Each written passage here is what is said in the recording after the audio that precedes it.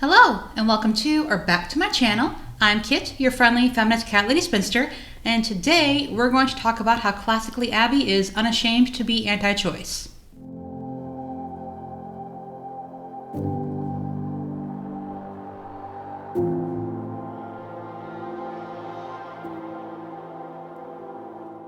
Before we get into the video, just some quick housekeeping. I have timestamps in the description box below if you'd like to get right into it. If you like this video, please like and leave a comment. If you dislike this video, please dislike and leave a comment. Any engagement is good engagement to the algorithm. If you enjoy my channel, please subscribe. And if you're already subscribed, I'm so glad you're here. My social media is linked below. I'm Candidly Kit on Twitter and Instagram. I also have a Patreon now. If you really like my content, please think about becoming a patron. I would greatly appreciate it. And if you want to do none of the above, that's totally fine. And now, back to the video. If you don't know who classically Abby is, well, she is the sister of Ben Shapiro, and in her own words, her content is about classic living and traditional values. And on that note, Abby recently posted a video titled, "Don't Let Them Make You Ashamed to Be Pro-Life." And I have some thoughts on it. Let's go. But today I want to talk about why you do not need to be ashamed to be pro-life. I think we live in an era where being pro-life is something you can't talk about openly, as if being pro-choice is more acceptable. Well, yes. In general, people don't like being told someone else knows what's best for their life or for their body. And also in general, people don't really feel the need to police other people's bodies. However, that has not stopped anti-choice groups, nor has it stopped Abby herself, from being openly anti-choice, so I don't know what she's talking about. And I'm here to tell you that it is not. If you have followed my channel for a while, you know that I am very openly pro-life, and it is something I'm very passionate about. Oh yes, we noticed. So today I want to tell you why you don't have to feel bad about being pro-life, even in today's climate, because at the end of the day, being pro-life is the only position that makes sense. I have doubts about that, but let's see what she's got. Number one, it follows the science. We all know that life begins at conception. There's no other time in the development of a fetus, in the development of a baby, that you could arbitrarily decide is when life begins. It has to begin at the beginning, when the sperm and the egg meet. Trying to come up with any other time in the lifespan of a baby makes no sense. You can say that it's viability, which is what Roe v. Wade tried to do. And the fact of the matter is, as science gets better and better, viability changes, as well as the fact that what does viability even mean? A baby, when it is born, cannot do anything by itself. It is not really viable. So what are we talking about here?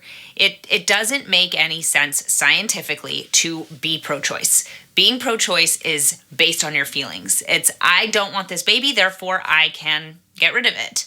It isn't a life to me because it's not something that I chose or that I wanted at this time.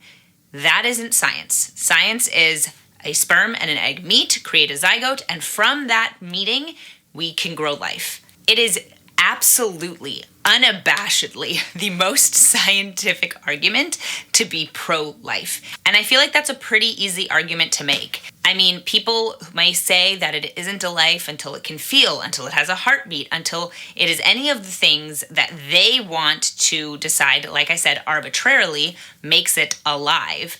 But those are arbitrary. Life begins when life begins, and that is at conception.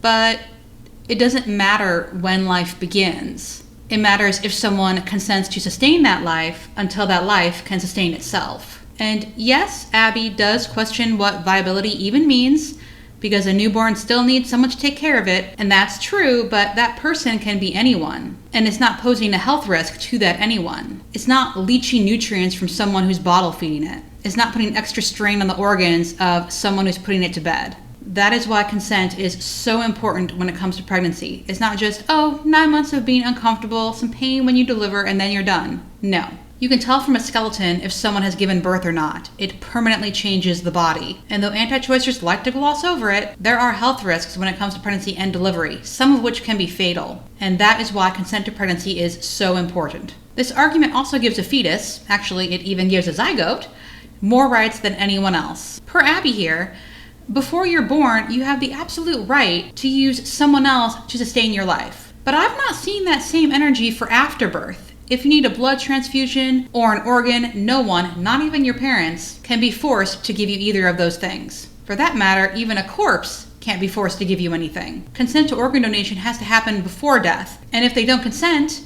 even though they're obviously not using those organs anymore, well, that's just too bad.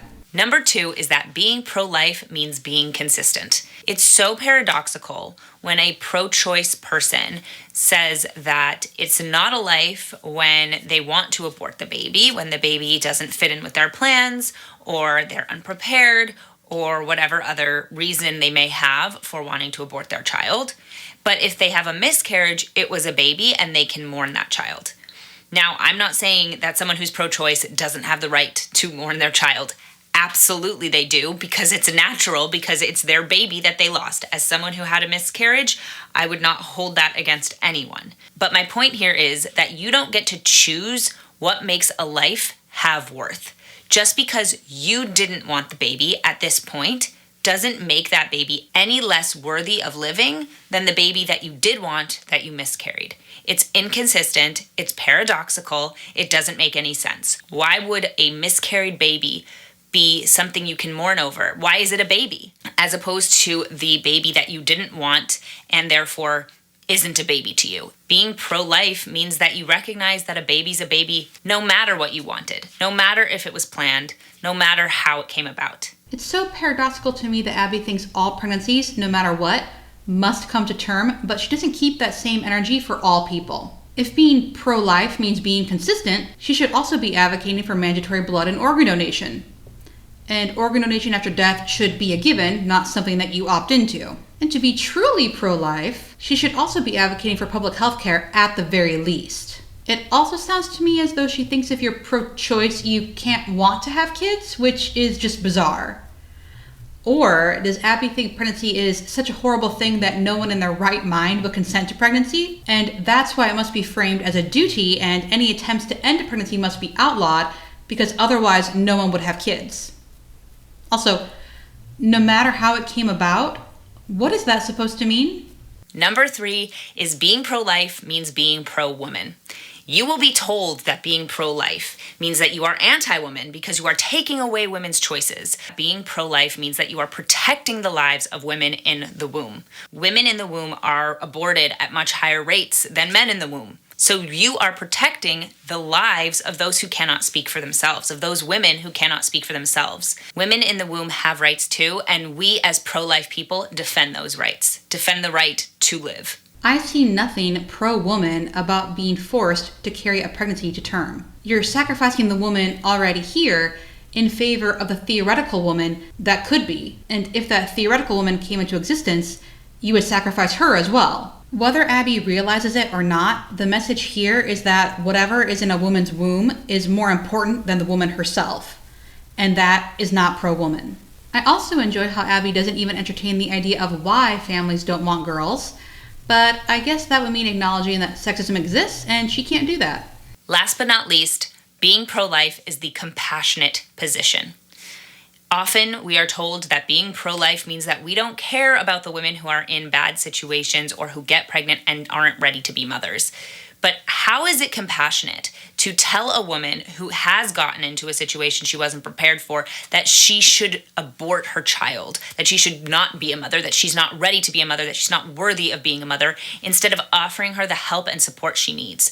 Pro-life groups do that. Pregnancy centers provide help to women, to mothers, so that they can bear their children and have help. The fact of the matter is that being pro-life means being compassionate because we provide women with the help that they need to do a task that they may not have been ready for, rather than tell them, you're right, you are too weak to do this, you can't have this child, you might as well kill it. Being pro-life is compassionate not only to the baby, but to mothers as well. And being pro-life means supporting women so that they can be the mothers they were born to be. Being pro-life is compassionate. How? If a woman wants an abortion, no matter the reason, you would demonize her. How is that compassionate? Also, giving a family some diapers and a few onesies isn't taking care of them. They'll throw out this line to get women thinking that if they have their baby, it'll be okay because they'll have support. But in reality, they'll get maybe a box or two of baby goods, and that's the support. And it's a really dirty trick because most abortions happen because of financial reasons. What about advocating for a higher minimum wage, Abby? That would do more good. Also, not all women are born to be mothers. Wow. This is so insulting to women who don't want kids, not to mention infertile women. I hope you guys enjoyed today's video, and I hope that you leave feeling bolstered in your position as a pro-life person. Let me know your thoughts in the comments. I look forward to reading them. Well, I've been giving my thoughts throughout this video, but Abby asked for comments, so here's a few more things that I wrote down. I can say that a zygote is a potential life and still be pro-choice. Everyone should have control over what happens to their body, and a fetus shouldn't have more rights than anyone else. That is dangerous. It has nothing to do with science, and this is especially rich given how anti-vax conservatives have become. If being pro-life was consistent, pro-lifers wouldn't just be advocating for outlawing abortion. They would also be advocating for things to make life better. But the pro-life party is also the party of no regulations, which means polluted air and water, and no taxes, which means no public anything, no childcare or healthcare, which we already don't have, and no education, which is desperately in need of more funding as it is. But all they care about is pregnancy. I still don't understand how forcing women to carry a pregnancy to term is pro-woman, and I never will, because it doesn't make sense. This is an easy soundbite. In fact, Grace from that Jubilee feminism video said the same thing, but it doesn't change the fact that you're saying women in the womb have more right to a woman's body than that woman herself. So before birth and after death is the most bodily autonomy a woman will have. True compassion is supporting someone even if they make a choice you wouldn't make for yourself. Supporting a friend who's decided to have an abortion isn't telling the friend who thinks she's too weak for motherhood. And this is also a dirty trick. Abby is trying to use feminism, which she doesn't even agree with, to convince women to do what she wants them to do. Feminism says women are strong. Well, what kind of weak ass are you to have an abortion? You should be a strong woman and have that baby anyway. Disgusting. Abby is also sparing no thoughts as to the kind of life an unwanted child will be born into. It's all about convincing women, one way or another, to give birth. And that is it for this video. I hope you have a great day, night, whenever you're watching this, and I will see you next week. Bye!